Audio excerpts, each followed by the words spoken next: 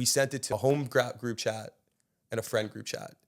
And we had our versioning technology, or our stack, which tells us how many users are going on. And I'm not kidding. We sent it out and it went parabolic, nuclear.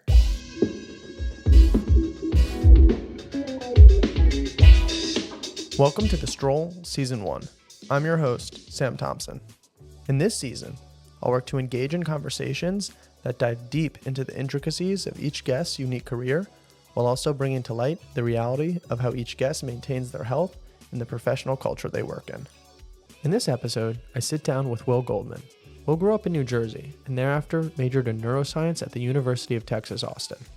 While at UT Austin, Will had internships in software engineering at Cocalevio and tech consulting at Deloitte. After graduating from UT Austin, Will began working as a project manager at Market Access in New York. Will is currently on a non-compete before joining another fintech exchange as a technical product manager. In this time, he has built and expanded upon the app he co-founded, CityMaps, formerly known as ZynMaps. CityMaps is a platform that displays how homogeneous goods are priced at different locations within New York City. If you want to hear more about CityMaps, don't worry, we go deep. Will is also an avid poker player and finds himself drawn to the intricacies of game theory. If you're enjoying the podcast this far, please do me a favor and take a moment to subscribe to stay updated and support the podcast. There's no need to hold your horses any longer. Here's my conversation with Will.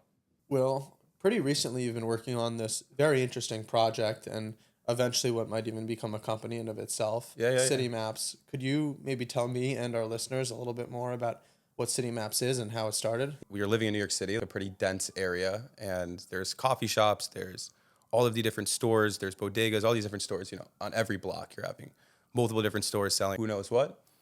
And one thing I would constantly hear from my friends would be, we were going on a big trip, and then someone was like, okay, for better or for worse, a lot of people are using Zyn. It's this nicotine product. It's better allegedly because it's smokeless. It's a nicotine salt. It's like a pouch you put into your mouth. We don't need really to get into any more deeper on the product. But it's the vaping of chewing tobacco. Exactly. It's the cooler version of vaping. And basically we would hear, or I would hear all the time, people like coming over, hanging out, talking on the couch. And we just all moved to the East Village. We're trying to explore different places. And they would be like, I can't believe it. I just had to pay $12 for a Zyn on your corner. And by me in Murray Hill or wherever else they were living, it's $10.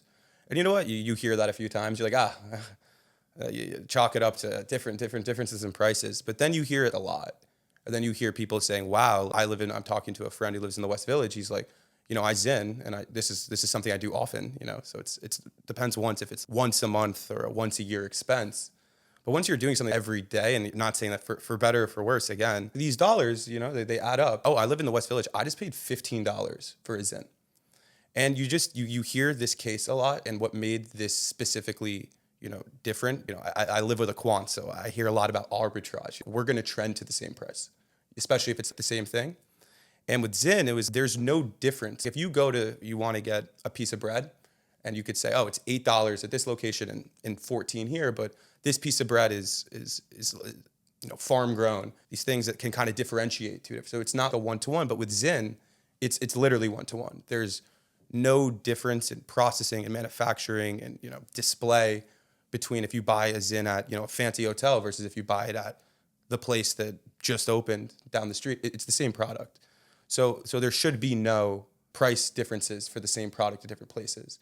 So you kind of hear this enough, and my co-founder and I, who actually happens to be my best friend in the whole world, my roommate, a friend from home, we heard this enough, and we're like, okay, let's go see if there's actually merit to this, So we talked to our friend, and we go to the West Village location just to they always say you need market data, but just as like an MVP. Let's go at least see if there's a problem here before we go do anything, because we're always people who would you give me a reason to build something or to look into something, I'm out the door before you finish your sentence. Let's go see if this is real. We go to, hey, walk in there, how's it going? $10 for Zyn. Okay, that's our first price. Then we go to the West Village, whatever, and we walk in and it's like, oh my God, they're actually selling Zyn for $15 here. And it was that moment where we were like, okay, we may have something here that you really don't see often, at least from a price discrepancy, excuse me. One thing that I think is really interesting here is that small price discrepancy and the frustration that arises. I have never Zynned. Mm-hmm. I sadly and ridiculously young age was exposed to vaping in high school. Was vaping in high school, and then it's actually the guest from episode 4, my roommate in college, Roy Fleming, who helped me quit vape, eventually quit nicotine altogether. Pretty much 2 years completely nicotine free at this point, which I'm super happy with. ZynMaps. But we'll block your IP. Thank you. Yeah, keep me off of there. Yeah. But I remember in particular when I was a freshman in college, in the pledging process, one thing that you would do is, a brother might say, "Hey, I want a vape. Go grab me a vape." Yeah. And depending on where you were, you'd go grab them a vape. And again, it's a small price discrepancy, $10 or $12. But if you brought them their vape and, oh, hey, this cost me $12, they'd be like, why the... They'd be like, well, that's not your problem. Like, how did you not find me a vape for 10? You know? Yeah, and those small price discrepancies, for some reason as a consumer, $2 isn't life-shattering, but knowing you could buy something for less 2 blocks away, exactly, it's super frustrating. Yeah, and I think especially we've kind of been blindsided because you're not really seeing small increments unless you're shopping. You're not, at least I'm getting paid biweekly, or when I was still working, I was getting paid biweekly. It's like, this macro amount, so you're not seeing the breakdown of smaller things. But at the end of the day, $2 to a $10 per, that's 20% of the whole thing. People here, like, you're talking about, tariffs and different inflations. You look at CPI, we're talking about like 3%, whatever it is. I'm not a fine, but whatever those more micro that everyone freaks out about inflation, it's like, no, we're looking at 20% here. Yeah. Like 30, 40, 50% increases at different places. Today, what is the biggest price discrepancy we'll see? Don't quote me. You can check if you want. All the prices are up to date. I think we have like a $7.49, and then we have a $15. Wow. Okay. It's actually funny. When we were collecting prices, my friend, I'll just start calling him Gio. It's what Giovanni and I, we have a picture outside the 15 place, just like sitting here, like, you guys were our reason. ZynMaps is because of you. But yeah, and then maybe quickly just going into what that led to, because I'm not sure I was clear about that. So we took all of this data once we found out there's an opportunity here, and we mapped, because another thing really quickly, problem number 2 that we were realizing. So at the same time that we're hearing people be like, oh, I overpaid, $4, $3, $2 for Zyn, we're also hearing, hey, I went to the deli next door. They didn't sell Zyn. Who doesn't sell Zyn anymore? Right? All frustrated. Like, I had to walk an extra 10 minutes. So then you realize, oh, wait, there's also no way to find out where places sell Zyn and which ones don't. Because it's not, if you want a turkey sandwich, most likely there's not a deli without turkey sandwiches. But if you want, Zyn, it's pretty hit or miss. So that kind of said, like, let's describe this data that we're finding, that we're collecting, in a map-based format. So in a way that would be easy for users to not just be like, I'm going to save money on Zyn, but also, wow, I'm going to save money on Zyn, know where I'm going, and also save myself $2 and 5 minutes, because I'm not going to stop at that place on the corner that I know doesn't have it. Yeah, because our map is telling them that. Both money and time. Yeah, and so that 1-2 punch felt like enough utility to kind of go out and build which is, started as ZynMaps. So you and Gio walk into this deli, selling Zyns for $15. You guys are like, holy shit. You guys go back to your apartment, sit down, and get to it, or what was the process like after that? So it was like football's kind of dwindling down. How many weeks can I give my house to DraftKings? Every Sunday I'm sitting there. We're both come from like engineering-like backgrounds. We're always looking to build cool things. We had built a few startups in the past. We had built 2 apps in the past. And again, this is kind of like before ChatGPT, when we were building these apps. We spent the whole winter break, which would have been eight weeks, literally hanging out. Going from 9 a.m., he's coming over or going to his, drinking coffee till literally 3 a.m. every single night, telling people that this is going to be the next thing. Obviously it wasn't. But we have had this precedent working together. We've already had figured out our balance through failure. And so let's not just give away this Sunday to DraftKings or watching football, like just sit there and brain rot on the couch. Let's go and let's build this thing. And when we sat down, we kind of had a plan, found like a good mapping API, and then put on some UI that at the time we thought was amazing, that maybe looking back wasn't Apple level.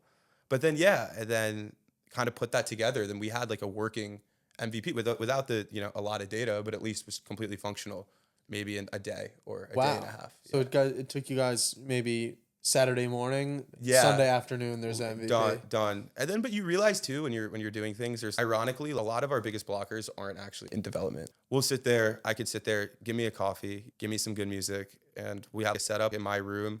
I have multiple monitors, give him a monitor, he'll plug in. So we're just sitting there coding, him and I, working on the same shared document. Definitely not probably the sexiest of working environments, but Yeah. we're making it work. The hardest parts aren't usually the development. Registering the domain was kind of annoying. How are we hosting the domain? That's kind of annoying. You don't want to drop a site with someone looks at the link and not a very good looking graphic that's showing in that corner. So kind of trivial tasks, the aggregate of all of them can sometimes be frustrating. And I'd say, ironically, the development and design of our product wasn't necessarily the biggest blocker or the thing that was taking us the most time in that sense. And what feedback did maybe you get early on from users that has informed that where that MVP was to where the product is today? And how long ago was the MVP? So I think to start, the MVP was back in November. Okay. And basically, funny you mentioned the feedback. So again, Giovanni and I have built many apps together, and we had one of them that was about connecting students to startups. We thought was that, and now it's like there's a million of those, but like we tried our best. We put our best foot forward. And that was good. It was fun. We had all these, like, for the time, pretty cutting edge. We had like a chat feature, a friend feature. It was pretty cool. Then we had this app called ClubMe, shameless plug. This was probably 6 years ago. It's not on the App Store anymore. But basically what this was, it was about connecting the club fair online because I was a STEM student. I didn't have time to go to the club fair, but I wanted to be in the neuroscience club. I should be able to do the club fair in an online experience. Okay, release that, not a lot of traction. A lot of these cases we were actually building for, we're going to build something and like we'll build it and they'll come. And so it started off like this, but we kind of started off with, a problem. Like for once we actually had a problem because everyone says like, I don't know if I see the problem here in our previous projects, but it felt like that we actually had a problem to solve that we could provide. So we build it up. The UI looks fine. We had some cool fonts, some cool cards. We had like this cool display, which is still on the app. Very low prices are green, very high places are red, give this intuitive feel. And we sent it to a home group chat and a friend group chat. And we had our versioning technology, or our stack, which tells us how many users are going on. And I'm not kidding. We sent it out and it went parabolic. Wow. Nuclear. Listen, I'm not like the social network. It's not tick, tick, tick. No, but for a new app with no marketing that was built in one day, it was doing pretty well. A few hundred. I think by like the end of the day, we had over 1,000 users, On individual the first day users. you launched. And I won't name drop the kid because I don't know. I don't want to blow him up. But I got one of the craziest things. I got a text. This was back when it was just ZynMaps. So, you have like a real strong core there because people love Zyn. It's funny, It's like there's Cult something following there. Yeah, there's something funny about ZynMaps. And I'm not going to say, I'm not going to deny that. So you kind of have to keep that in mind when you're developing. We're not developing a true and true navigation. So there's something funny about ZynMaps. But one of my best friends from college got a text from his home group chat. Completely different kids that I know. I have no relation to these. You see a screenshot, you see all the names. I literally don't know one. And it was the ZynMaps link. Look at this site that someone sent me. Ran into Giovanni's room. I was like, dude, you have to see this. Someone is organically sending our app that we don't know. And then from there, it was just people asking us to keep doing more, giving us feedback. Like that's why ZynMaps were the best way to launch something because we had such a strong user base. And you see that when you're really providing like deep utility to someone because they're asking you because they want it. Yeah. Not because it's going to be so cool. No, I want this. And you do that for me. So I guess that's kind of been the iterative cycle since then. Yeah, New York is such a perfect place for it because in New York, not only are you going to use it that first time you're going on to see what store you should go in your own area, but if you're out in a different neighborhood or you're at a friend's spot and you're I'm at a Zyn, which I feel like happens a lot. Yeah, my friends, someone you don't even know where to go. So it's not just that price, that price solving utility. It also has that where can I get Zyn around here? No one likes to go into a deli and the guy's like, we don't sell Zyn. Feel like the biggest loser ever. They shrug the shoulders and get out of there. And they now just hit or miss again down the road. No one wants to be where hopefully no one has time for that at this point. And as you're moving from ZynMaps to CityMaps, I think one thing that is so nice about the ZynMaps story is that it was built around a product that in of itself has a cult-like following. Zyn really does have the strong following. As you're trying to expand it into these additional use cases of everyday products, do you feel like that might be in some way erode the following that ZynMaps had? It's a good point. I think that we looked at each other when because we really had a very strong, especially again, people like to, on Twitter, they see these companies raising hundreds of millions and millions. This is a company with zero marketing. This is coming out of the garage, made it out the mud. And so we're looking at each other like, what do we really want to do? But I think both of us, and I'm happy it worked like this because I think it was important. We both, at its core, didn't feel great. And one-shotting people into sin. Hey, grandma's like, oh, Will, what's that? What's that cool app mom was telling me about? Oh, grandma, the Zyn optimizing app? Like that doesn't, what is Zyn again? Nicotine salts that you hodge in or you put under your top lip. That doesn't feel good. Like, Yeah. So we were really deliberate in thoughts. We thought we could really tap into, like from a marketing perspective, do we want to go Barstool? Do we really want to do one of the hardcore market to guys, macho, Zyn, funny, and kind of like, and that just didn't really feel like us as people. And it's how am I going to go and try to be a cooler person in real life, try to work on myself while I'm promoting a brand that I would say is dislocating further from me. Yeah. So I think that if it was anything else besides Zyn, we probably would have leaned all the way into it, gotten partnerships, talked to Zyn or talked to like the more Zyn facing influencers. But it just didn't feel right to do. So we were using the ZynMaps as an amazing, amazing beta test. If anyone's ever running a beta test, I highly suggest being as sticking to something as, I don't want to say low latency, but like to the point first principles as possible and having a user base that actually cares. Because when you have those two factors at play, people will give you amazing feedback, and not even because you're their best friend, but because they actually want to see that. Our whole thing is we're going to Trojan horse other products using Zyn. We're going to see what works, what doesn't using Zyn, because people will use it. And then once we're ready to, add another product segment, we'll hopefully be in a good spot and worked out a few kinks by then with Zyn beta test. I really love how in that Zyn beta test being really successful, you were obviously asking yourself, does this sit well with me, who I am, and what I actually want to accomplish with this? Yeah. So I really admire the fact that you guys took that route. And where is the app today in its transition from ZynMaps to CityMaps? Okay, yeah. And do you have any other products on there? Totally. So to your earlier point about the sensational virality of Zyn, the second we started seeing egg prices going crazy, we were like, all right, bingo, we got it. Here's our next product segment. This is beyond obvious. So we're like, all right, we know the drill. At first, everyone's like, how does the data get on the app? No one wants to add data to an app that there's no data on it. This cat and mouse game that we really realized. We can talk about it later. All of these different functions for getting people to actually add things. Like what are the incentive structures? I could talk all day about incentive structures after dealing with all of these different things, but we're like, all right, bingo, like we know the drill. We're gonna have to go add prices to the egg prices. You go to the first place, you walk into a bodega, it's like, all right, $10. All right. It was cool. We could actually add the functionality on our app. All right, $10 first egg store. And then we walk into Union Market. A little bougier, a little fancier. You feel like, oh, I'm in Cinderella in the Hamptons. What's going on here? So we walk in there and their egg aisle isn't just like one egg. Like this other place, you say, do you have eggs? And he points down and it's one carton. No, like we have 30 different styles of eggs from prices all the way from $4 all the way to like $24. So then that's when it was first hit us. Oh, with Zyn, it's all one product where there's no difference between Zyn. But with eggs, even though it is a little sensational, even though it is cool and everyone's talking about it, if we want to actually provide a service that's going to help people, how do we actually describe the data? All the front end is just data visualization. We have the data. How do we visualize it now? And so we were there. We're like, oh, like what a blocker. All our dreams are crushed. And there was someone shopping and we said, hey, ma'am, if you were to save money on eggs, what would you do? What would you want to see if you want? And she was like, I'd want to see the cheapest price.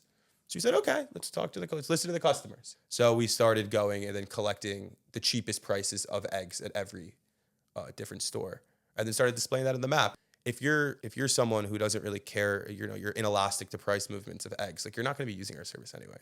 If you're somebody who like needs caged-free, great life, went to day school 7 times a week chickens, you're not gonna be finding utility with us. So it's like let's go for the people that are trying to save. In any case, save as much money as possible. And so that was the product segment that we added there, eggs, and then eggs became dry cleaning, which is like, oh, what else do we want? We talk to our friends. Oh, there's no real difference between, unless maybe you're very fancy, which is maybe above my pay, but I don't discriminate or differentiate dry cleaning places based off anything other than like, I guess, price and location to my house. So we were like, how much does it cost to dry clean a shirt? Boom, put that data on there. And then we had lattes, added that. And then we had bottled handles of Tito's, added that. And then we had this whole cool thing. And then we had like omakase places, which we thought would just be fun, just because omakase is always cool. And then, so we had all of these different product segments that had data. that were working and were functional, that people could just go add locations, add data, and that was kind of that's where it stands at today. So it's just like this price transparency app, I'd say.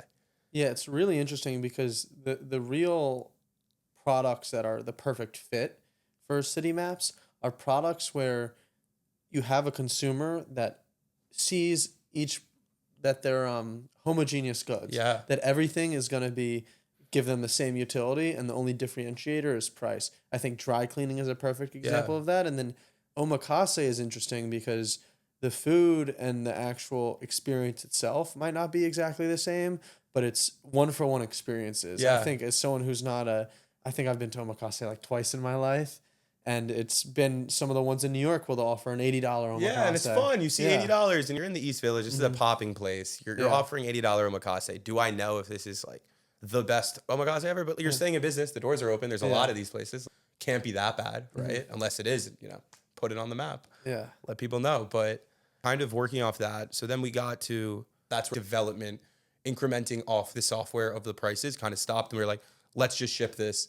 Let's let it go. And then any expansion plans are going to be really expanding off of the map component. I think we did price to the max, cranked it up all we could do with price without marketing. So that's still there. But at least from a developmental side, we were very comfortable where we were at with price. Yeah. And in collecting data, I think you mentioned that it's crowdsourced data. So someone who's using the product can go in and put it in. How are you validating that data and not just having a bad actor saying? It's a great point. Because I could see Joe from Deli A on. Well, you just go, Deli A is, I want to make Deli B seem super not appealing. Let's go update the price. So it's funny. Maybe I can just briefly describe into our journey with different incentive structures. We first dropped our app, or when we did pretty well with users, right? We had all these users.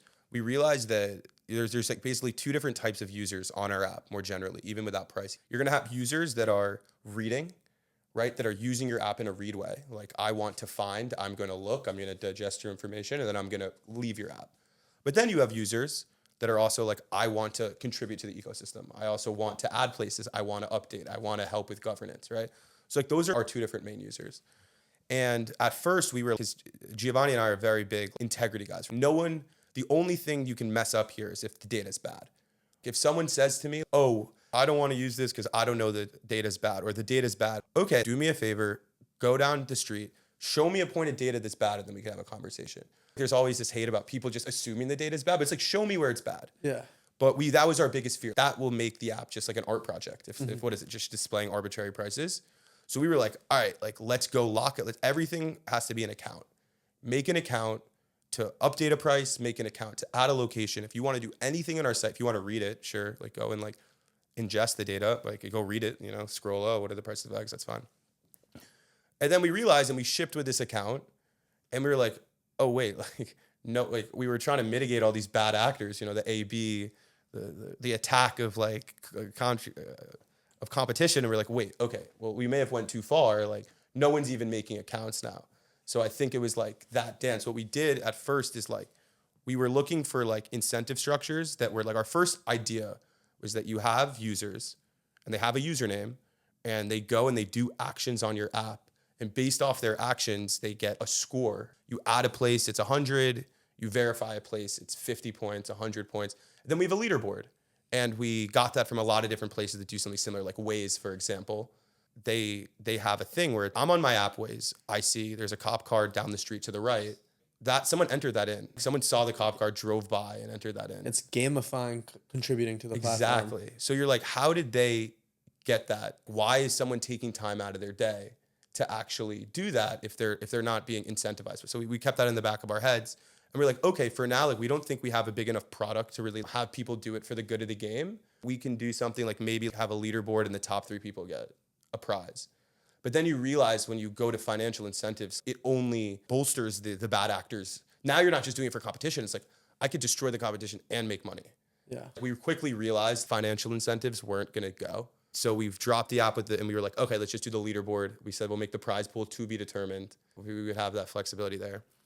And we just saw that just was not, even though it was cool and people were using it, and for a governance perspective, it was actually pretty good. The data quality was very good, but it just was not good enough, honestly, to provide the utility and the data that the app needed.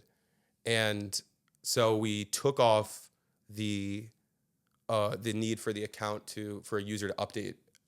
You still needed to add a location. We wanted you to have an account, but to update a price, we said, you know what, anyone should be able to do that. And that's where it stands today. And it's been doing pretty well. I'd say that the data, when someone asks what the biggest blocker is, it's definitely the data on the app, but it's definitely working better than it was before. How often are prices updated? And are prices changing? I figure with groceries and so on and so forth, the prices might actually change so frequently that, hey, I'm going to go down the block and get up a carton of eggs. I just want the cheapest one. Yesterday it was $4.19. Now it's $4.40. And so it becomes a thing where it's, hey, yesterday was $4.19. Today I'm not kidding, it's $4.12. Yeah. And we have $4.19. And it's showing us the cheapest price. Does that make our app unusable and not a product? I don't know. We're still displaying a price that's not that far off what it currently is, but it's not right. I'm not going to sit here and say it is. So it's like, does that decrease the utility of our app? I don't know. Have you approached any stores to ask them if they would be willing to? So we again, and I really mean this, I think it's funny because like usually when people talk about companies on podcasts, it's like we've tried every angle. Like, this is still pretty new. We both work full-time jobs. All of these things that we had, and that's why we were trying to hire someone, who could really do like partnerships or something like that. I'm not someone, like I like marketing because I think it's fun and I think there's kind of a scientific way to approach it. Certain partnerships things, that's just not me. Like I'm not that good. I'm not that guy. Yeah. And my roommates, if not more, quantity than I am. So it's like, he's not that guy. And so like a lot of these like, cold emails, a lot of these laborious tasks we just haven't done because we've kind of had the privilege of having organic growth. But when talking expansion and, having a big boy conversation about what the future of the app looks like, we're going to need to have more data on the platform. And I think talking to stores, partnering in that way is one way. Is it just maxing on like spending all of my time going to every single store and getting places? That's like kind of what we started at. Yeah, because I wonder if I worked at a Stop and Shop during the summer, one summer when I was 16, and I never saw this, but I know all these stores obviously have barcodes for items. They scan them, and then in their system, they scan the barcode, the price appears. So somewhere they have a database of ABC barcode correlates to XYZ price. And then this really plays into the economies of scale. Whereas if you had every supermarket or 10 supermarkets in the East Village with all their prices on this app that you guys could then disseminate to consumers, supermarket in the East Village that doesn't have their prices on ZynMaps, and hey, your business might be down 5-10% because all the new people moving into these village, this is where they're gonna source their information. Totally. And I think it's a battle because you're like, why is Dwayne Reed or whatever it is gonna give me like hey, I'm Will Goldman, I run ZynMaps like or whatever, now rebranded to CityMaps, like can I have all of your data? No. So I think it's like, again, the cat and mouse game. People want to see data to add data, but people want to add data, the converse of that. Chicken or the egg. But if you go in and you say, hey, I'm Will Goldman, I have 10,000 users of 20-something-year-olds in New York City who are extremely price sensitive. If you put your prices out there, you will bring in more business. As a business owner, you'd probably say. And specifically on Zyn, why it's tough is because it's a pretty trivial to other people who don't really like see like how the app's being built. Most of the time when you like look up somewhere in maps, you're getting autofilled, right? You search somewhere, but we actually had to have users enter places because like Bodega B smoking fine wines that just opened up 6 minutes ago is not on maps, right? Yeah. At least with Zyn, where we were seeing our biggest success with product for price transparency, there was no big Zyn to go to. Half of these places are probably not even supposed to be selling Zyn, or I don't know. You go to Zyn, like we had the idea, Zyn has registered stores on their site. So we say, why don't we just scrape the registered stores, put them on the map. That's like 1/30th of the stores that we're actually seeing. So the actual places were a little, for Zyn at least, which was like our big winner for price transparency, it was a little harder. And then like if we were to really like expand on the price transparency thing, that would be the route. So we've discussed a lot about kind of the different features that you currently have in CityMaps, but as you look to the future and what you might want the app to become in the coming years, what do you think are those expansion plans for CityMaps? So I think like a lot of the reasons why when we've been discussing CityMaps has been kind of the price aspects have kind of stopped in the conversation, like we're not really developing, is because I said we really develop off of feedback, and we were getting a lot of feedback around build this price aspect, build this this new feature for price. But another thing that we were almost getting like this bimodal feedback structure where it'd be like two different feedbacks. It would be about people wanted to not just know about Zyns and like the prices, they also wanted to know ratings of places. Because when you start plotting places on a map, you're essentially being descriptive about something on a map and you're showing them. And the first thought that people have isn't just price, it's like rating. So the first example is that we got very early because we were thinking about how do we price rate a date spot? Like, do you do multiple quantitative factor or more qualitative, like drink? No one wants to know average martini price and do not disturb. No one cares. What they want to know though is they want to know how good of a date spot that is. And we've realized that not just with date spots, there's work from home locations. Like you can't just look up in your phone, where's the best place to work from home? It will show you coffee shops, but it won't have a work from home rating for different places. I think they always have that One Bite app, Dave, but it's literally like we realize there's like this utility around having like a One Bite app for everything, for every product. Like and people say Yelp or Belly, but it's like if I wanted to find the best chicken parm in New York, I could look up the best Italian restaurants, but that doesn't always correlate with the chicken parm.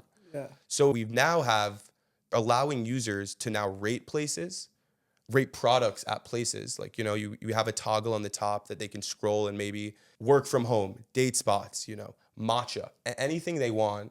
And then they can see like a community rating style at locations of that thing. And so that's been something, and we're really excited because we're adding like comment. People don't just want ratings. They want also to know like, okay, let's take a work from home example. Oh, wow, I can just like save time. There's a 9:00 work from home spot down the road.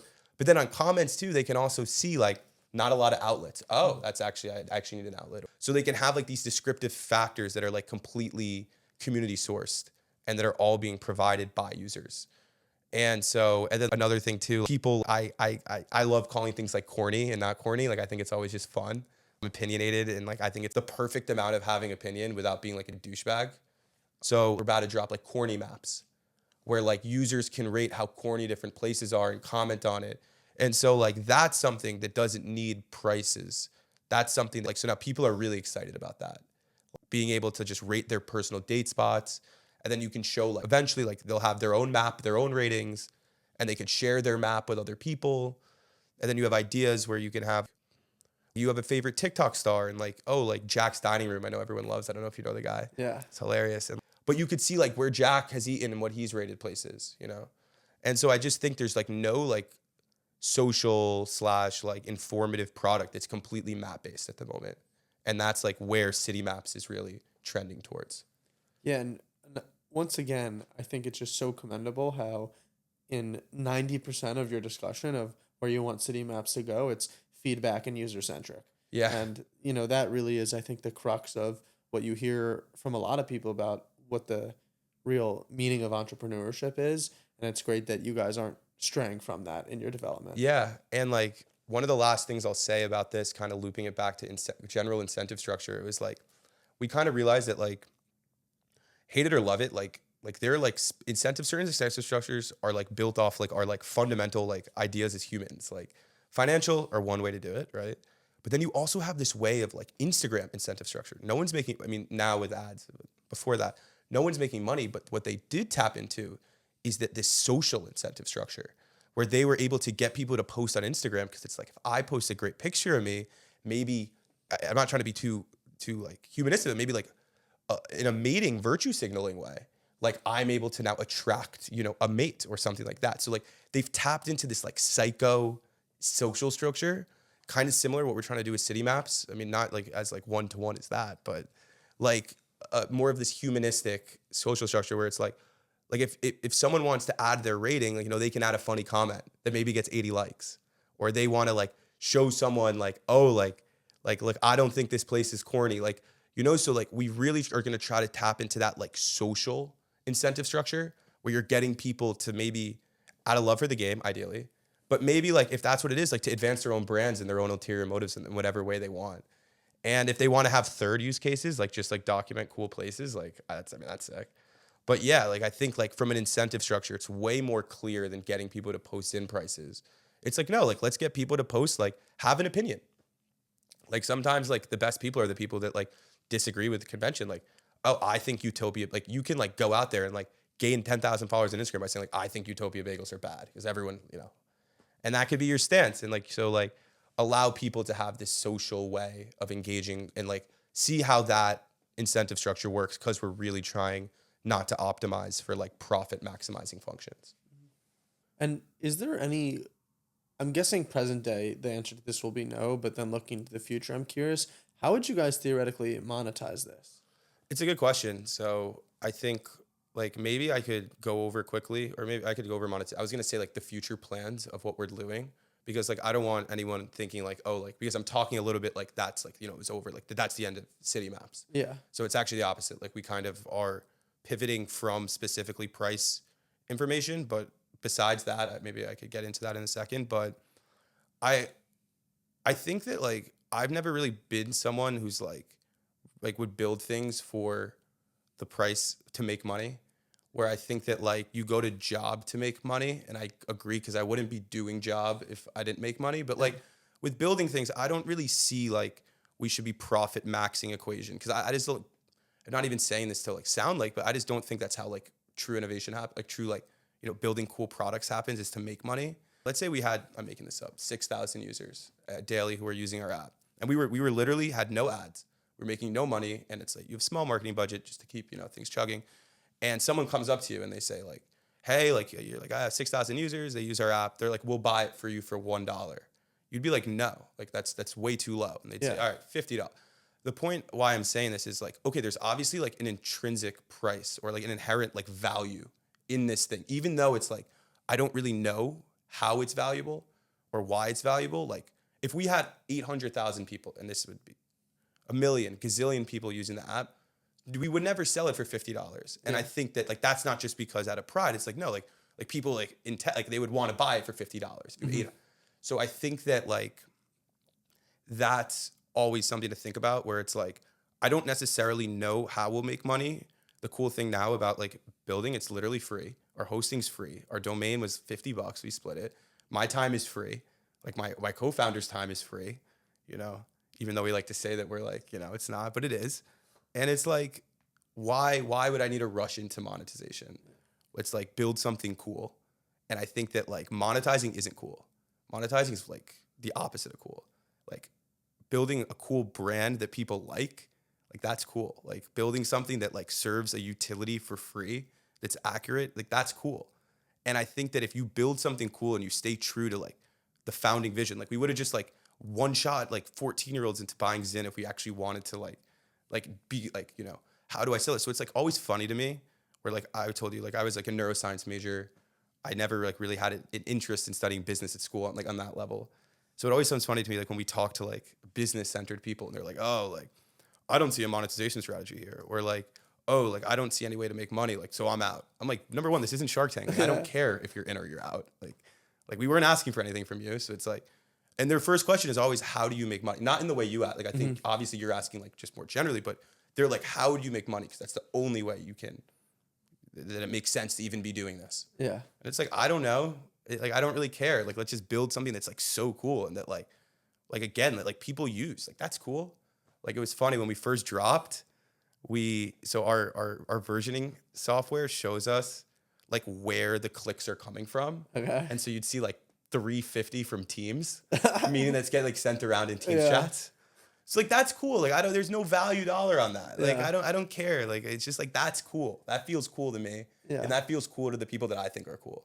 And like I feel like I got lucky enough. The people I surround myself with from college, from high school, like cool people think cool things are cool. And I'm sorry to like literally like abuse the word cool. Yeah. But like that's what we try to do. Like we try to like no one wants to sell out. Like that's no fun. And like who would want to use an app? So like we tell people like, when you're giving us feedback, or like we like, try to work, like we try to like build things, like we're not making money off this. Like we're genuinely not. We have no plans on it. Not like I don't want to. Like, okay, someone pays me $1 million in my pocket, I'll take it.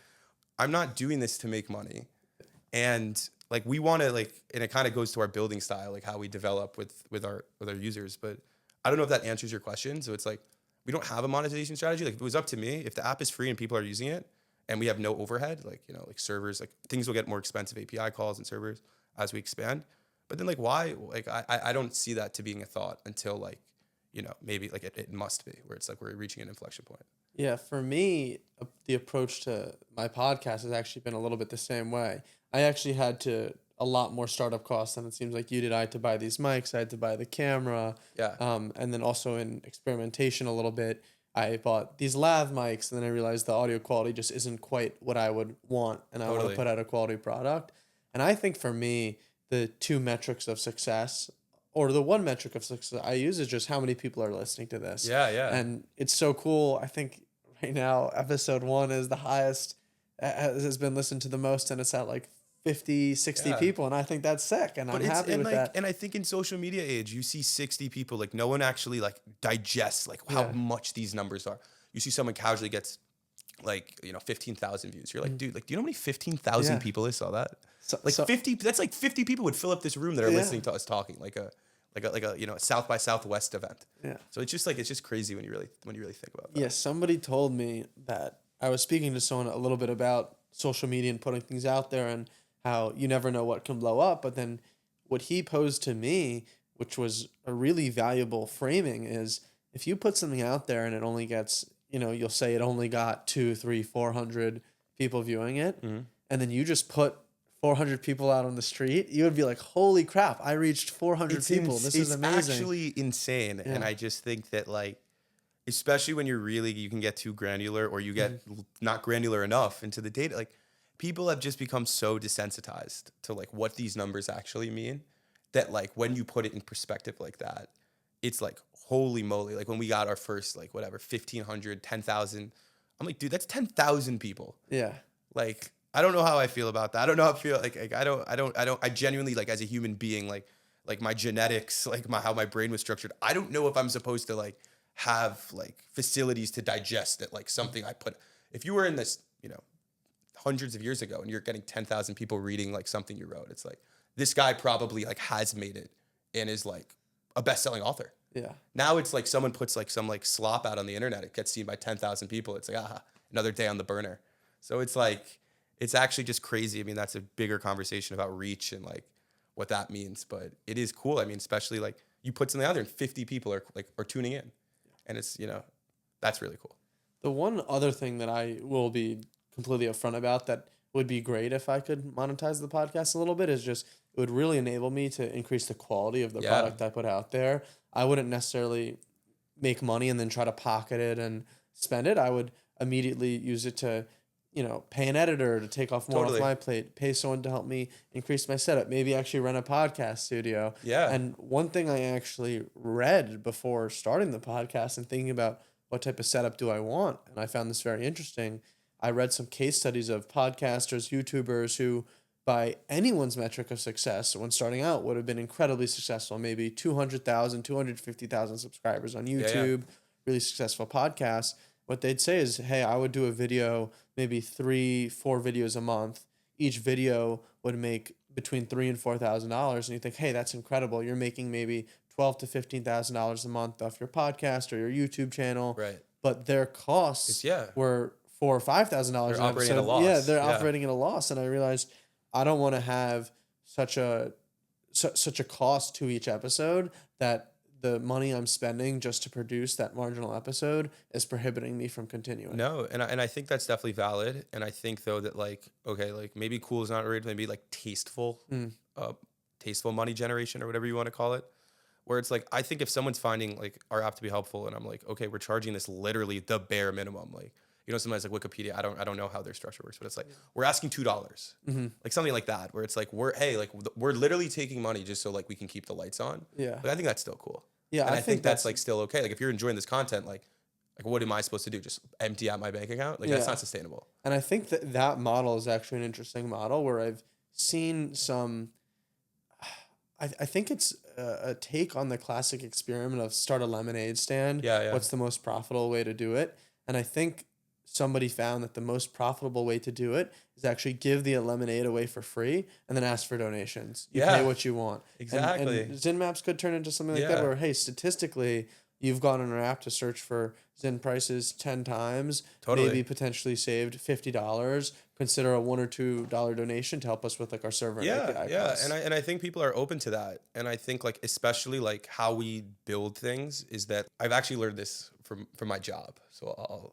that like basically as a product manager, your job is figure out the requirements of the product, and then like work on with engineers and figure out like what's feasible, what's not. Work with engineers, design the product in a way that's like actually feasible to be engineered. Like we can't promise to build you a new moon, like that's not happening. Like we have to someone has sometimes it sounds funny, but you sometimes have to be like this is not at all feasible. But you get these, one of the things is like you get requirements a lot, and a lot of times those requirements it's about like, okay, like what do we need to do, like how do we then do it, and then but I was realizing is sometimes it's like you think the point that you're starting off is as the requirements, but actually figuring out where those requirements are coming from can be just as important as how you're actually implementing or like building the feature. So like a feature that has bad requirements that's saying like you should do X, Y, and Z, it's not always about just actually implementation. It's like if you're starting off with a bad direction, it's never going to be good. And I've noticed that like there's usually two different requirement styles you can have. You can get requirements from like being like, okay, like and not saying this is good, better, or worse. We know the industry, we're smart people. Let's build something. Let's build the requirements off of what we think people need. And that's one style. So it's like, we think people are going to want to trade in this way in the future. So let's build it for them. Or you can just go to the customer and say, what do you want? What could I actually provide you?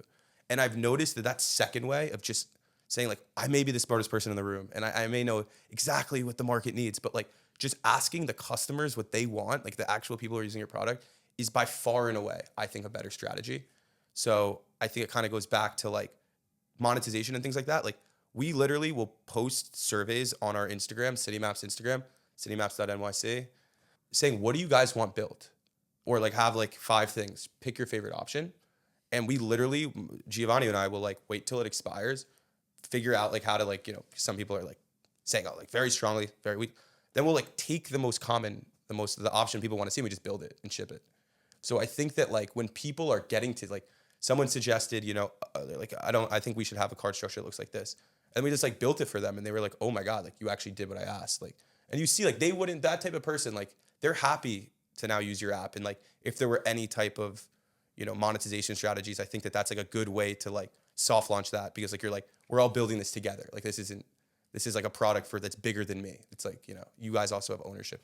Yeah, and it's great how you're using social media as a direct network to get that feedback from customers. Yeah, where it's like, yeah, like or users. Yeah, like you see like another thing, like as when I was working at like these, like a big company, like there's so much bureaucracy. It's like, I got to talk to the guy that represents you, and he's talking to the guy it's like, I can just literally say to someone who I know uses the app all the time, what did you think? And he could be like, it sucks. Like, make it green. And what I'm going to do? I'm going to go home. I'm going to make it green. And I think that like these, like how like quick you can be in development, and like how you can literally talk to your users one-to-one is like a privilege and like a possibility that was never really before social media, and especially the speed you can develop. And I think is like happens to be like the number one success about ZynMaps, CityMaps, is that we're literally just building what people are asking for. We've really had a rich discussion here about CityMaps itself and its origin story and where it is today. But I'd almost like to step back and maybe hear a little bit more about you. So you mentioned that you're an avid poker player and really enjoy the game. What does the poker scene look like here in New York? So, not great. Okay. I think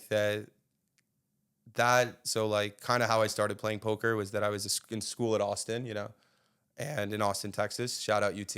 And they had like this incredible poker scene there, whatever. Let's just like take that as a given.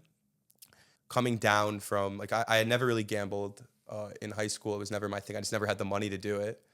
And so I would like come, and they had this like poker table in this like communal living space we were all living in. And it was like, these kids had like hundreds of dollars in like chips at a table, and we're just like all playing and playing and playing. And I was like, I just like saw like the P&Ls after the game, and it was like, I didn't play. I was just watching, kind of having fun with some friends, like maybe having a beer or something.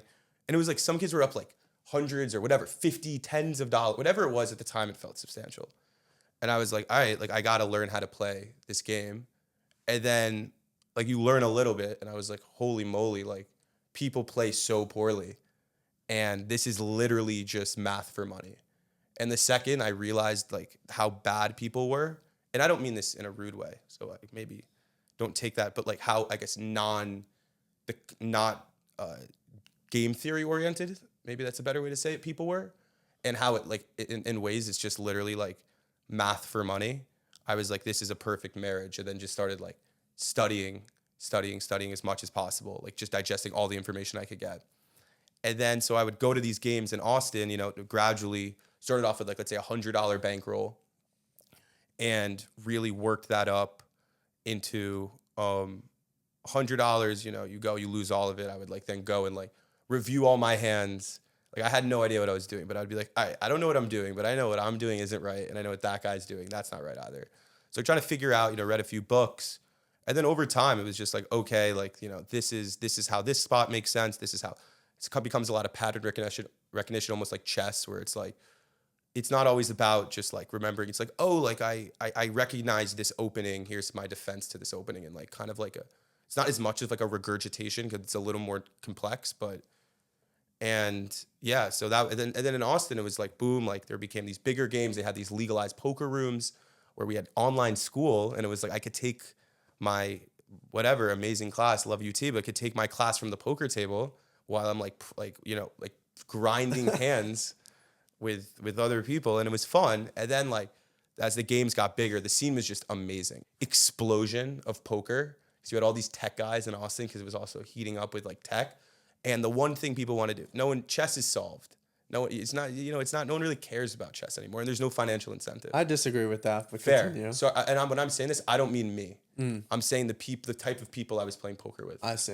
Let me rephrase. They didn't really care about beating people in chess. It was like, I don't just want to beat you. Like, I want to take your money too. I want to I want to be in an environment where I'm gonna like hurt you almost. Yeah. You know. And so you have all these tech people who have like very sometimes large egos or some type of other driven forces of like, we put all my money on the table. I'm the biggest, you know, I'm the strongest player here. And then it was just like having that, you know, tech influence. So a lot of people with disposable incomes and having this booming poker culture. And it kind of had this amazing mix of like, you know, of all these different games that you were able to play that were pretty big. So moving to the city, I thought it would be like that. And it's just the opposite. I get it. It's just a little more predatory here. Like every play, again, you know, we're talking about like coolness, like about you go in Austin and you'd be paying whatever way it was, but you didn't feel like the game was to make money. Like the game runner wasn't hosting to make money. It was to like facilitate almost like a vibe of the area or like the game. But when you play in New York, you feel like every pot that you're paying, like if it's a rake or like maybe an hour, whatever, that like someone's in the back, like counting up your money. And maybe that's okay. You know, the spade on the river, I eat. Club on the river, you know, I don't have money for food.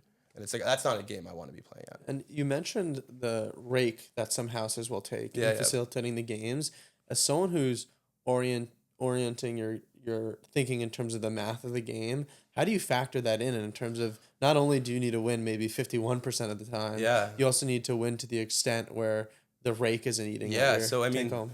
I'm someone who loves calling out the rakes.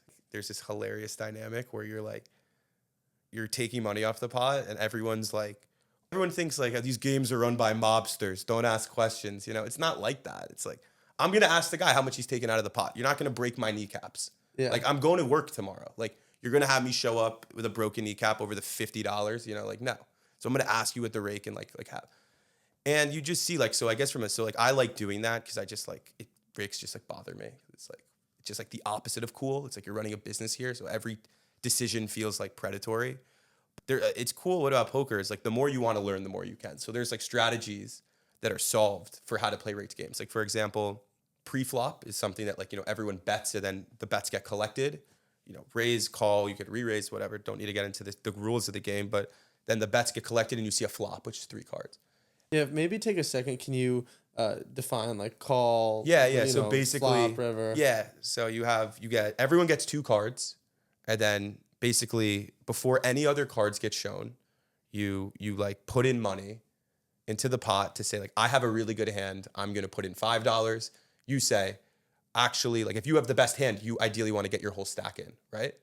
You say, I have a better hand. I put in $15. Then you fold your hand if you don't want to play. And then it get back to me, and now I either can re-raise you and say, I know you're saying you have a very good hand. I have an even better hand. Mm-hmm. And then, I could re-raise or I can call, which means I put in the same amount of money to you. And then you have a thing called the flop, which is the first 3 cards. Then you have a turn, which is the 4th card. And then the river, by the 5th card, it's a discrete outcome. So there's no more luck. There's no more. It's just a perfect information system. Obviously not perfect because I don't know what cards you have. But at least from like the cards showing, there's no more ambiguity or probability about what the turn and the rivers are. Money that's taken pre-flop. So if you raise and I go all in and then you fold, so I made your raise because you folded, that doesn't get raked on.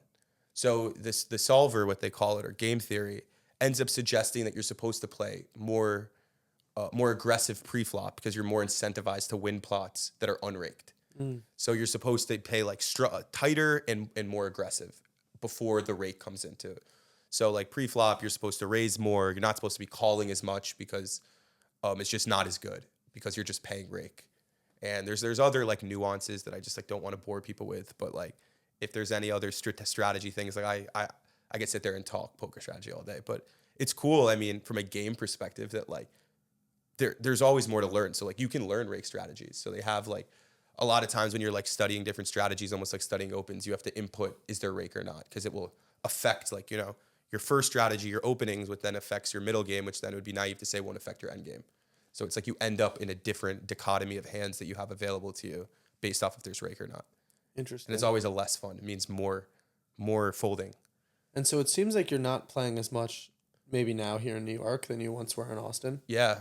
I'd love to. It just sucks because it just feels like one of the things that like I've really enjoyed and I've spent a lot of time refining has been poker. And I just love it. So I play, but like the one thing, and they say this, and it's always really resonated with me. And like the best poker play, if you're at a poker game, and there's an 8-person game, and you're the 8th best person in the world, like that's amazing. Like you're right. But if you're the 8th, if you're playing with players 1 and 7, like you're not gonna win. So that's just game selection. So it becomes the point where like I think the best poker players aren't the people who maybe study the most. It's like no, the people who play in the best games, like who put themselves in the situation to like realize the EV that they're around. Like if I'm playing with people who are worse than me, no matter if you're better than me, if you're playing at a worse game, like I'm gonna be making more money than you, even if you're better than me. So I just have a hard time like going to some of these games where I'm like, I can't beat this game with the rake, and the player pool isn't that splash, like, and there's no gamblers. It's like I just can't win, and it's like at this point in my career, I don't have disposable income to go like, throw away places, and like I'm not a blackjack guy. Like I don't like gambling just to gamble, so I don't need to like satiate that urge of like gamble.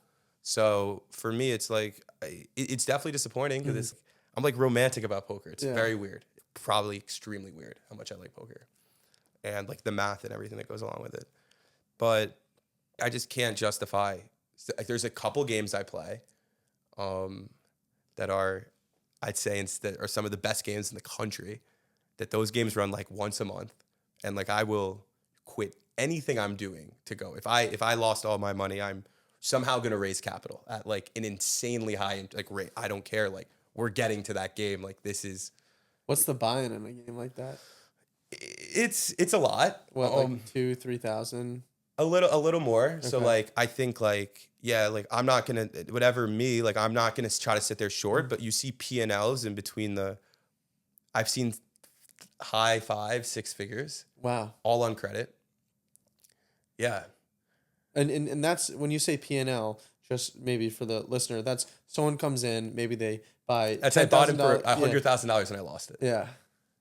Yeah, it's incredible. Oh, devastating. Yeah, but I mean, again, like a lot of these guys who play at these games, I don't, again, like my love of poker isn't really, it's from a competitive stance and not from like a money generating stance. So like if someone's like really bad and they like, let's say like I'm making this up, their net worth is $100,000 and they come in and they sit with their net worth and I'm taking it and beating them up and taking all their money, and that doesn't feel good.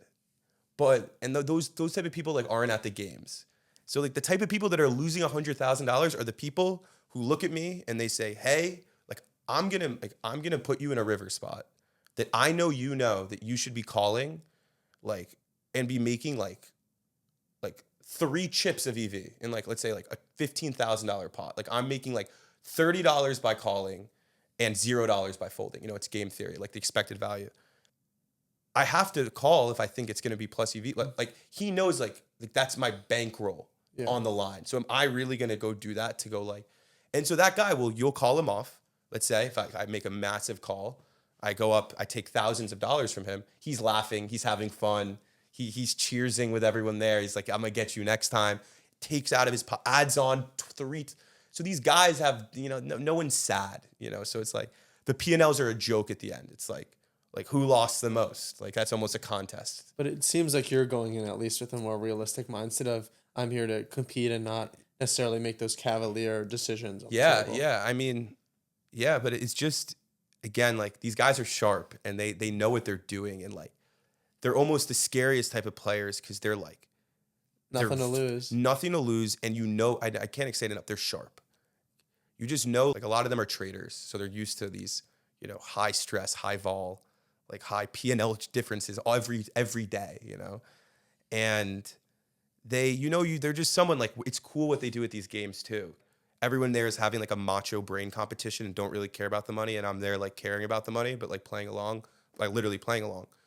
But like they'll do things where they'll new game, completely make up a game, 2 cards on the flop, then everyone gets a card, like a completely new permutation of rules. And then it's like, let's play it at these very high stakes. And the first person to adjust to the correct strategy will just sweep the table. So you see that like how sharp these guys are. Like they're doing like incredible like flop calculate. They love action. So side betting. So okay, like imagine like how poker works. You have 3 cards on the flop. And I want to side bet you, like, so like a deck of cards work, right? You have all these different numbers, and then you have like 4 different suits. And they'll be like, what would you give me if multiplying the first 2 cards subtracted by the 3rd card squared and then gets disqualified if any of them are clubs? What odds would you give me on like that payout structure? And then in their heads, they're calculating it, like, you know, like using like different, like, you know, mathematical strategies, like, oh, like the combinations, you know, like, and then you realize, then like you're like, all right, like they'll be like, I'll give you 4 to 1. I'm like, all right, man, like you have no clue. And then we take out, then you can graph it and just like, you know, intersect and see like what the actual mark. It's like, dude, this guy was like 3% off. Yeah, like it's crazy. This is like, and you're just like, whoa. So like using that story, it's like no matter what you're doing with someone like that, they didn't get all of this disposable income accidentally, and they're not going to be stupid with their money. They may be cavalier, they may like gamble, but they're not going to be like dumb. Yeah. And so you know that like they're sharp, they're good, and that's why I try to be as like, you know, to the book as possible. But A, no one wants to play with someone who's Mr. Book. Like I'll never get invited back. And number 2, it's like it's just harder than it sounds. It's just like you're put in spots. Like I have aces and like I know it's an indifferent call on the river, so it doesn't matter what I do, and it's just like I hate my life right now. And it's like, and you just can't think about it like money. Like I will go there and I won't buy a shirt because it's too expensive, and then I like torch like 3,000 of those shirts, and then I come home feeling like an absolute loser. And that was a little bit more of a window into maybe what one of Will Goldman's favorite hobbies is. But right now you're between jobs on a non-compete. How else are you filling your time? Are you maybe really focused on your health, your social life? How are you filling this time right now? No. Obviously, you're working on CityMaps, but yeah, that's a great question. I think that it's definitely still pretty like juvenile, pretty new, this non-compete. Like it's pretty young. Like I'm on week 1. Okay, wow. So you put in your 10 days or 2 weeks. That week, obviously, you're still working, but I'm technically like no one's giving me new work. It makes sense for both parties really not to. More about like finishing up work you were already working on. Recently, I've been trying to work on CityMaps as much as possible. I know we talked about like there's just a lot going on there, and it's like great to have this time because a lot of things, non-engineering tasks, like actually figuring out direction of certain things, aren't just things like you sit down and do. It's like I need an hour and I'm gonna do like not that much work and like on an output perspective, but it's going to take me an hour. Like I don't know where I can put this new modal that we want to have. I have these more macro CityMaps tasks, but then like, yeah, health wise, I've been really trying to go to the gym, eating well. If I'm going to have this time off, like I should, I'm not someone necessarily who's like super into looking like Arnold. Like, it's just like, I think that's like cool. And I really appreciate people who like make sacrifices and like that matters to them. For me, it just doesn't. I think that like what matters to me, and why I'm saying this, because like kind of affects my day, is like, how do I feel? How am I moving? I want to work out in a sustainable way that like I can make decisions that I can just do for the rest of my life. Like if I'm eating 16 calories a day and doing planks for 4 hours, like that it may look great and it may have great results and it like, may be beneficial in certain categories, but that doesn't feel like a good use of my time because I'm not like building frameworks and heuristics that are actually going to like keep me in shape to when I'm 40, So I think like a lot hopefully of beyond 40, hopefully 60, I'm 70, saying, yes, an 80-year-old jacked guy, like I'd love that. I think like a good way of doing that is like the weather's nice now. Like I've really gotten into running. I'm not like doing marathons. Shout out a lot of my friends just ran the marathon. Congrats to them. But I'm loving running. It's right by the water. It's like a little bit of a walk from my apartment, so I'll do that. It's actually funny. My work is great, or my old firm is like amazing work-life balance, and so they paid for our gyms. Like you have this wellness, and I'm at a nice gym because it's like they're paying for it. It's not on my dollar. It's whatever. I'm at the Equinox or whatever. It doesn't matter. We can cut that off. Maybe blur that. I don't want people like thinking that about me. But I'll leave that in there.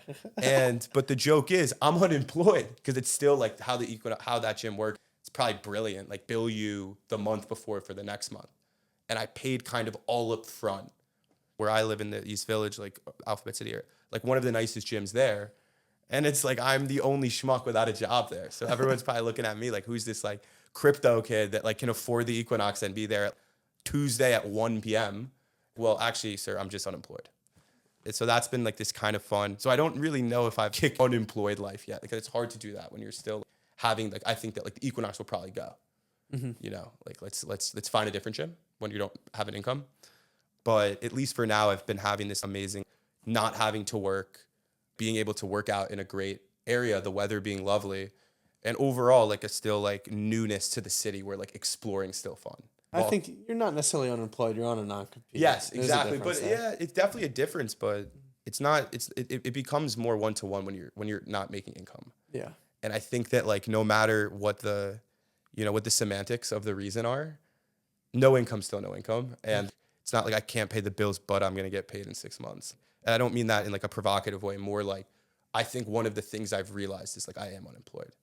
I can't maybe lead a lifestyle where I'm having a lot of these small subscription service that I was cool to pay off. Now it's like, do I really need, Adobe Photoshop for $35 a month to make one CityMaps graphic? Maybe not. There are it's like a little bit of a dance I'm kind of doing right now. And in your previous job and your future job, where I'm assuming you'll probably continue in the roles you work to have a strong work-life balance, when you would get off at maybe 5:30 in the evening, what would you do? More generally, I have a lot of friends, and I know your history, who work extremely hard, and they work long hours, and they work, and there's pros and cons to that. Where like I was someone where it was non-negotiable. When you're setting up your life, at least not too far back, but I set up my life, or like I tried to, in a way where like I'm gonna study something in college that I'm interested in, and then hopefully that I'll be able to parlay that into a job that I'm interested in. You have to figure out what matters to you in life. And for me, working those hours for whatever, like the asymmetrical payout structure may be, like you may, get that PE job that turns into VC job, and it's like you're up here and you put in a little love, but not for me. Mm-hmm. It's almost funny. I've almost like always taken for granted that the shutting off the laptop at 5, because it was just never going to be a different way. Nothing against it, but that sort of lifestyle has never been an option for me. You say like, oh, what would you do? Like for me, that's just a regular day. So like, yeah, I'd come home, probably maybe work out, walk around the city, get to enjoy the city, and then hang out with my friends as much as possible. So yeah, I mean, I'd ask you, like as someone, like I feel like I know you pretty well, like you're not very like body, you're not saying other people are. Like I feel like you have like so many interests outside of just work, especially coming from Yale. Like you've already proved to everyone knows you're smart, You walk into a room, they know you're Yale. Let's say most. I don't know every situation. But like, what was that driving? I know you left, so maybe it's a dead end question. But what was that driving force for you to put in those late nights and apply yourself to a job that's going to make you do that? Yeah, I think honestly, it was the learning and like the opportunities that would come from it. I think one thing that's really lovely about a place like McKinsey is if you want to move up and see that, as you kind of said, exponential growth in your salary, you can. I think, some people can make partner by the time they're like Right. 30, and then at 30 years old, you're making Good money. quite a lot of money. Yeah, good money. For me, I think where the friction arose with that is not necessarily in working those hours, is having absolutely zero control when you're not working out, Right. you're not sleeping, you're not seeing people. I think at one point in my life, and I almost am okay with working those hours, but it's like, to what end? Right. And once in my mind, the disconnect arose where I don't think anymore working towards something that's going to yield me happiness in the long term, then it kind of became like, why am I sacrificing my health, my relationships, and all these other things in my life for something that isn't exactly bringing me towards where I want to be in the long term? No, and this kind of goes back, this whole idea kind of framework, let's say, because I don't want anyone to, I'm a hard worker, like I actually do really value the importance, and like hard work is important. Strategic, like tasteful hard work is important in my opinion. Hard work that's having utility. But I think it's hard for me sometimes. And I think what you said totally makes sense. I think actually that learning aspect is like an amazing answer, because, it's not necessarily like just purely to step up the ladder. Like, honestly, I have never heard that answer. And I think that's actually a great answer to that question, because I've asked a lot of people just more like, why do you do it? And it's like never really the learning. So I actually think that's a great answer. When you're alone I'm on a floating rock that's traveling in the millions of miles in an hour. Like in college, I'm studying neuroscience, which essentially is magic. It's hilarious that it's a STEM degree, because it is. I mean, it should be. I'm studying like all of these ridiculous brain structures. So you have that, and you're like, I'm on a flying rock in the middle of the universe with like the sun that's inevitably going to explode. Like, I'm not a very anxious person, but I have a lot of existential anxiety. And a computer is now smart. I can talk to my computer. As someone who is studying neuroscience, like it's essentially like studying magic. Like, you're learning about like these beautiful brain functions, and like these structures in your brain, and how it works, and how psychology works. And you get to see like that all the way from like, a super technical lens, like enzymes, all the way philosophically, like psychology and certain things like that. And you're told to like digest all of these things. But at the same time, I'm supposed to also sit here and like wait for, wait for a PowerPoint to come up the chain. And I think that like, again, like I really do believe in hard work, like how important that is. But at the same time, I would just have principal problems, like as a human being, to like have those things felt a little mutually exclusive for me. And it was like, either choose one, be this like explorer or like mind of the universe and be okay with what the heck's going on right now, but okay with that, or be like kind of a mega grinder, which I have done in the past, but I don't think I can do both.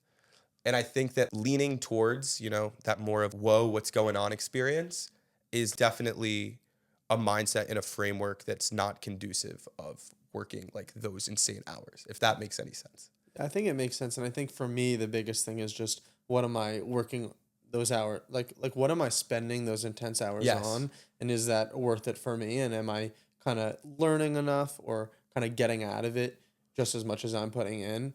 And I think, for me, it really comes down to, am I learning things I'm interested in? And then also like down the line, am I going to be able to have that balance that I'd more so seek? And I think for me, that like real turning point is when you start to have a family and you start to have kids. That's really when it is super important to be able to unplug a little bit more and really like be there for that time in your kid's life. And I don't have children. I'm super naive and ignorant about all the intricacies of that process. But I know one of the most important things is just actually being able to be there. And so for me, now I have no kids. I've realized once I left McKinsey and I started working on the podcast, and I've also been volunteering at a hospital system in their corporate office and doing some shadowing, and I do some community service-based volunteering as well. I realized like I naturally will honestly enjoy like working and learning for most of my day. It's just, am I really interested in what I'm working and learning on? And to be honest, is maybe the trade-off you make in terms of not being able to pursue your health in the way you might want to, those social relationships, and seeing your family and all those other things that you trade off, is the thing I'm trading those off worth it? And I think one friction that kind of came up for me at McKinsey is I no longer wanted to become an engagement manager, which is the level that you get promoted to beyond analyst or associate. And I was kind of just only there anymore for the paycheck. And I realized that's great. I can, work somewhere for the paychecks. And it was like that for a little bit. But I realized I felt like I was too young at this point to just completely say, like, I'm going to sacrifice all these things and maybe not do something I'm as passionate about anymore just for the paycheck. No, and I think that's really valid. And again, my point should be contextualized if anyone's listening. I've spent a lot of time working really hard. Getting a neuroscience degree wasn't easy. I understand the grind. I'm not someone who says, just because the sun's going to explode, you should just coast through school and drop out. No. But I think that making that decision early where I want to have a degree that has a lot of flexibility in what I'm going to be able to do, especially realizing I'm someone who values time not at work, that I got lucky enough to work in product management, which, by the way, in itself is a tough industry to crack into. So it's not I think a lot of people who work in those industries kind of have a similar mindset around the whole thing about working. So that's kind of why it works. Again, I do really value, I think if you're learning, if you're doing things, and then the big irony is how do you spend your time or something, or what do you do when you get home? It's the second I got home from work, I was working with my roommate building CityMaps every day. Ironically, you end up working on things that you want to be working at really hard. If I was working at a neuroscience, a biotech startup, and I was doing that and I loved that and I was doing that every day, I could maybe be convinced to do that, 7 a.m. to 3 in the morning every day. Mm-hmm. Sure. That's kind of what happened with CityMaps. I think I say all of these things, but also when something's really important to you, you do put in those times. And that's how you can kind of decipher if this is a real idea for me, or if this is as you mentioned, just a paycheck collection. Yeah, I'm the same way. I find things to work on. Yeah. And so I realized, I've left McKinsey. I have a lot more free time that if I wanted to, I could just kind of sit around and do nothing. But then I realized, hey, I want to go try that. I want to try to start a podcast. And then once I said, all right, I want to try to start a podcast, it's been so much more work than I thought it would have been. And this right here, just sitting down with the guests and speaking to them, getting to hear more about their story, is the best part of it. It's the most fun. And I do enjoy the creative process that goes into actually editing the episodes and so on and so forth. But that's a lot of work and it takes up a lot of time. But it's something that I'm passionate about and I enjoy. So I'm happy to do it, even though some people might call it work. Yeah. It's more of maybe a hobby or a passion. I think that's also good context, because I think it does help to frame it in that way, where I think that for me, I was having the biggest blocker around doing things that I didn't find to be fulfilling and working really hard at those things. Yeah. So I do think, though, doing things, working really hard on things that matter to you is in a way a purpose of life. So I think working hard in that sense is important, but to kind of your McKinsey point, where when you find the void of all that meaning that once was there, then it's all right, maybe now is when I can check out. Mm-hmm. And I think that's an important distinction that I appreciate your nuance on. And to wrap up, I'd love to hear if Will Goldman in 5 years is looking back at this conversation and everything we've touched on here, you're starting a new job in maybe 5 or 6 months, you're building CityMaps, you have all these other things going on. What might you want to look back on for these next 5 years in your life and say, hey, this is what I've accomplished, or this is what I pursued? I've been having a lot of these conversations with myself, always kind of small ones, but I think in the 20s, you really get to realize, I find that so much of life before the 20s, before this, has been planning. Even college, because you're still getting this degree, which is obviously has value, but will get you jobs, but you're still kind of in the hibernation stage of cell cycle. You're still kind of dormant. You're still kind of getting all your stuff.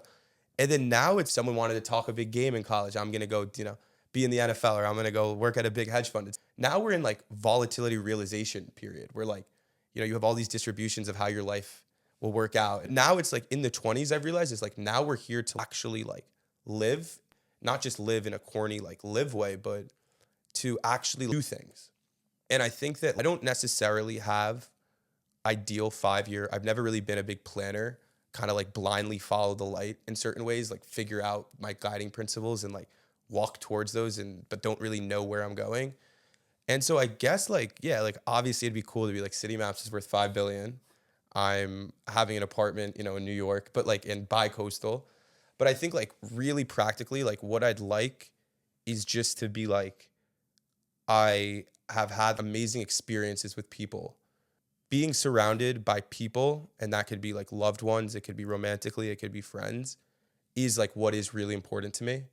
A life without people there to be there with you is just not like worth pursuing for me. Like I think it's lonely at the top. Like if you're at the top alone, you're a loser. I just hope that when I look back on this, I've made situations and like I've made relationships with people on all aspects that are really strong and are really true and mean a lot. If that means that I'm living in a completely different city or a different state or like, doing something, a completely different career, that's okay. Because I just feel like the memories and the things that we do with people that matter to us are like really, to me, all that matters in life. Maybe that was more of like a macro answer than what you were looking for. But I think though that if being like intentional and true to yourself and like what you're doing all the time, letting that be the guiding force of your decisions, it will only lead you to places that are good for you.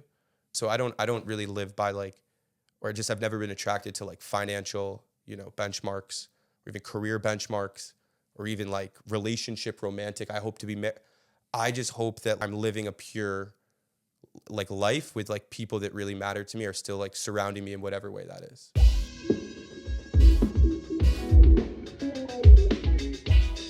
Thank you for listening to this episode of The Stroll.